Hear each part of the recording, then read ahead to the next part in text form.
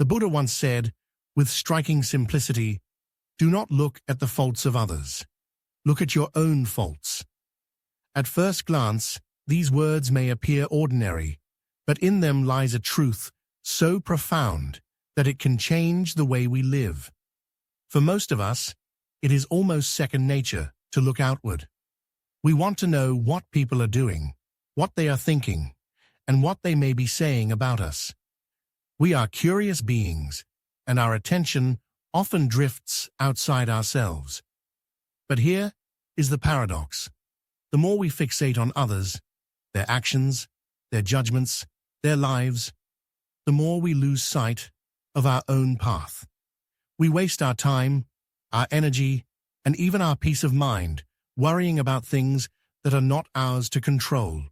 Slowly, almost without realizing it, we hand over our inner peace to forces outside us. And in today's modern age, this problem has only magnified. We live in a world where comparison has become a habit, where people constantly measure their worth against others, where approval and attention feel like necessities, and where gossip and drama are treated like entertainment.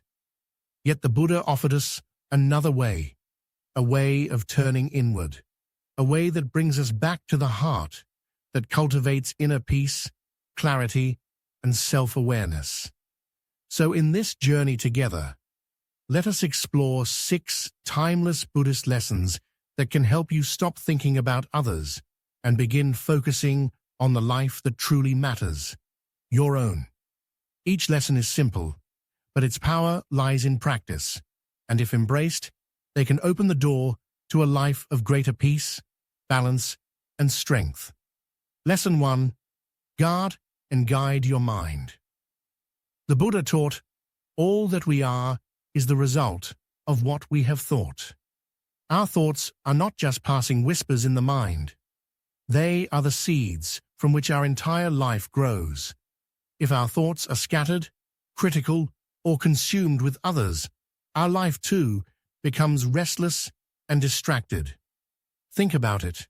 How often do we dwell on what others said? How often do we replay conversations, analyze someone's actions, or imagine what they may be thinking of us?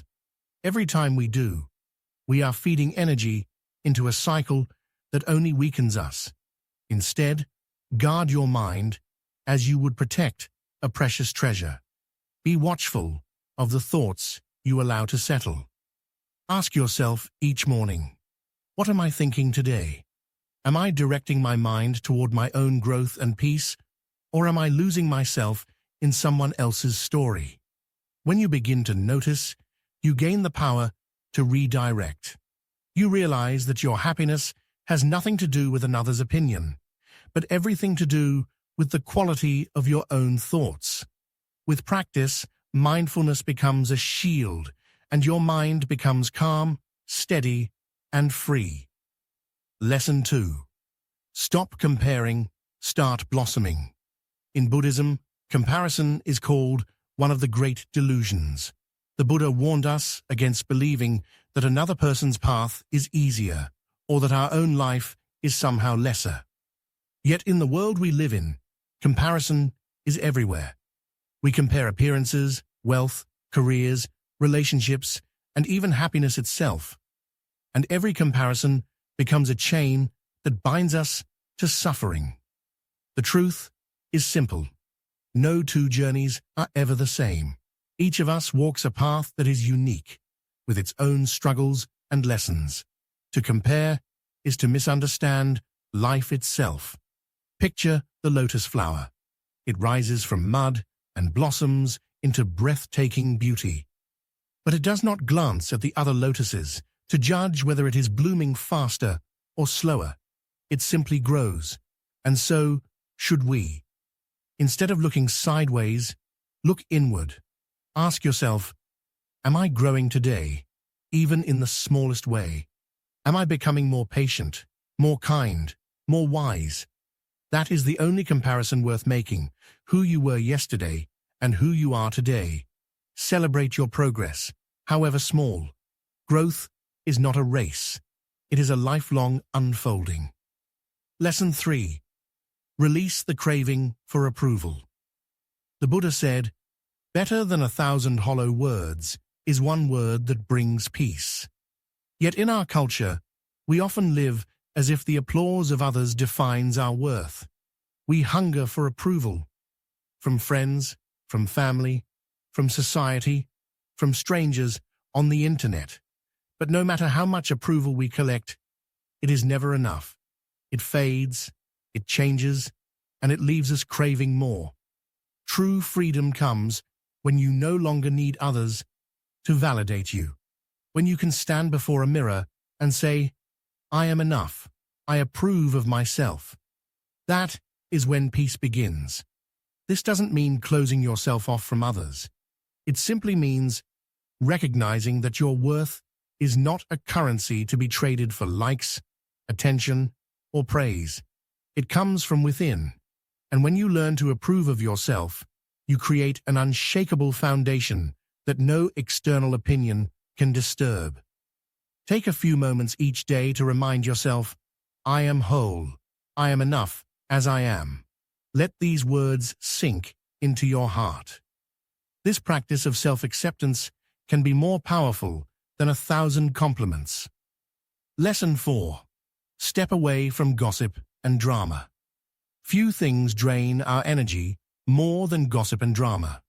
The Buddha urged us to speak words that are kind, necessary, and truthful. And often, that means speaking less, not more. When you gossip, you are not only talking about others, you are also shaping your own mind. Every word you utter, every rumor you repeat, every drama you indulge in, these things take root inside you. They disturb your peace and scatter your focus. Instead, choose silence over noise. Ask yourself before you speak, is this conversation helpful? Does it bring growth? Or is it just distraction? If the answer is no, walk away. Silence can be your greatest shield.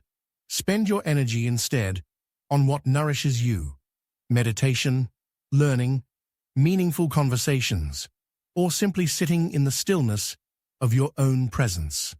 The more you detach from gossip, the more you protect the garden of your mind. Lesson 5. Practice loving kindness with boundaries.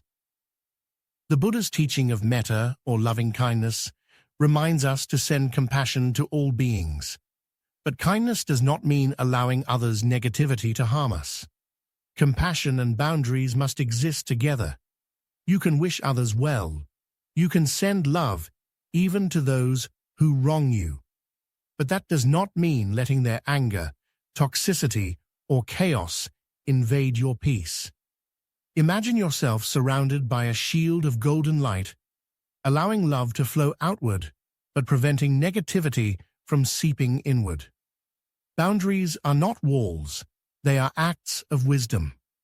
They ensure that you remain open-hearted without being consumed by the storms of others. Loving kindness with boundaries is the way to maintain harmony in a world filled with conflict. Lesson 6. Embrace impermanence. Finally, the Buddha said, all conditioned things are impermanent. Everything, every thought, every feeling, every circumstance comes and goes. The praise of others fades. Their criticism, too, fades. The challenges of today will not last forever. When we cling too tightly to the opinions or judgments of others, we are holding on to clouds that are always passing. They cannot define us because they are not permanent. Whenever you find yourself weighed down by what others say or do, remind yourself gently, this too shall pass. By remembering impermanence, you lighten your load. You free yourself from being chained to temporary things, and you return to what is lasting: your own peace, your own growth, your own truth. Closing reflection. As you begin to live by these lessons, you will notice subtle but undeniable changes. The chatter of others will no longer have the same grip on you. The comparisons will lose their power. Gossip will no longer tempt you, and slowly you will find yourself walking more calmly, more clearly, and more freely on your own path. Always remember, you are not responsible for the actions or opinions of others. You are only responsible for your own mind, your own growth, and your own peace. So today, choose even one lesson. Practice it. Let it become part of you. And notice how, step by step, you begin to return to yourself. And if you found wisdom in this message, I invite you to stay with this journey. Subscribe, listen, reflect. Because true freedom begins not when we control the world outside, but when we return fully to the stillness and strength of our own heart.